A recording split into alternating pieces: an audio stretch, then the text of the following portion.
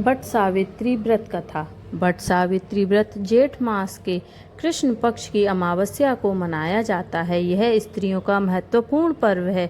इस दिन सत्यवान सावित्री तथा यमराज की पूजा की जाती है। यह व्रत रखने वाली स्त्रियों का सुहाग अचल रहता है। सावित्री ने इस व्रत के प्रभाव से अपने मृतक पति सत्यवान को धर्मराज से जीवित लिया था। पूजा विधि विधान इस प्रकार है। बट वृक्ष के नीचे मिट्टी की बनी सावित्री तथा सत्यवान तथा भैंसे पर सवार यम की प्रतिमा स्थापित कर पूजा करनी चाहिए तथा बड़ की जड़ में पानी देना चाहिए। पूजा के लिए जल, मौली, रोली, कच्चा सूत, भिगोया हुआ चना, फूल तथा धूप होनी चाहिए। जल से बट वृक्ष को सींच कर तने के चारों ओर कच्चा धागा लपेटकर 3 बार परिक्रमा करनी चाहिए। इसके पश्चात सत्यवान सावित्री की कथा सुननी चाहिए। इसके पश्चात भीगे हुए चनों का बायना निकालकर उस पर यथाशक्ति रुपए रखकर अपनी सास को देना चाहिए तथा उनके चरण स्पर्श करना चाहिए। सभी के परिवार में भीगे हुए चनों की प्रथा नहीं है, तो जिनके परिवार में है वो कर सकते हैं अपने बड़े बुजुर्गों से पूछ करके।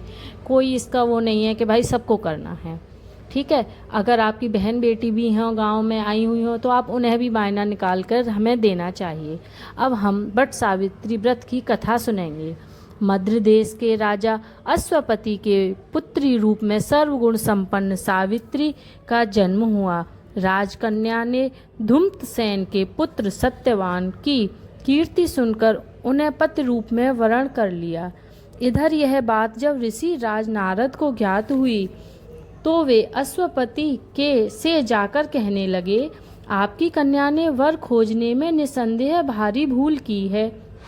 सत्यवान गुणवान तथा धर्मात्मा भी है, परंतु वह अल्पायु है और 1 वर्ष के बाद ही उसकी मृत्यु हो जाएगी। नारद की यह बात सुनते ही राजा अश्वपति का चेहरा उदास हो गया। उन्होंने अपनी पुत्री को समझाया कि ऐसे अल्पायु व्यक्ति के साथ विवाह करना उचित नहीं है, इसलिए कोई अन्य वर चुन लो। इस पर सावित्री बोली, पिताजी, आर्य कन्याएं अपना पति 1 बार ही वरण करती हैं। अब चाहे जो भी हो, मैं सत्यवान को ही वर स्वरूप स्वीकार करूंगी। सावित्री ने नारद से सत्यवान की मृत्यु का समय मालूम कर लिया था। अंततः उन दोनों का विवाह हो गया। वह ससुराल पहुंचते ही सास ससुर की सेवा में रात दिन रहने लगी।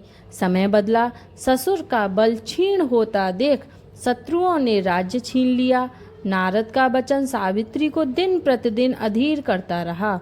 उसने पति के मृत्यु का दिन नजदीक आने से 3 दिन पूर्व से ही उपवास शुरू कर दिया। नारद द्वारा कथित निश्चित तिथि पर पितरों का पूजन किया। नित्य की भांति उस दिन भी सत्यवान अपने समय पर लकड़ी काटने के लिए जब चला तो सावित्री भी सास ससुर की आज्ञा लेकर चलने को तैयार हो गईं।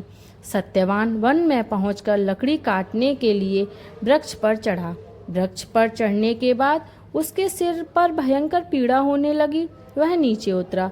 सावित्री ने उसे बड़ के पेड़ के नीचे लिटाकर उसका सिर अपनी जांघ पर रख लिया। देखते ही देखते यमराज सत्यवान के प्राणों को लेकर चल दिए। कहीं कहीं ऐसा भी कहते हैं कि बट वृक्ष के नीचे लेटे हुए सत्यवान को सर्प ने डस लिया था। सावित्री सत्यवान को बट वृक्ष के नीचे ही लिटाकर यमराज के पीछे पीछे चल दी। पीछे आती हुई सावित्री को यमराज ने कहा लौट जाने का आदेश दिया। इस पर वह बोली, महाराज, जहाँ पति वहीं पत्नी, यही धर्म है, यही मर्यादा है। सावित्री की धर्म निष्ठा से प्रसन्न होकर यमराज बोले, पति के प्राणों के अतिरिक्त कुछ भी मांग लो।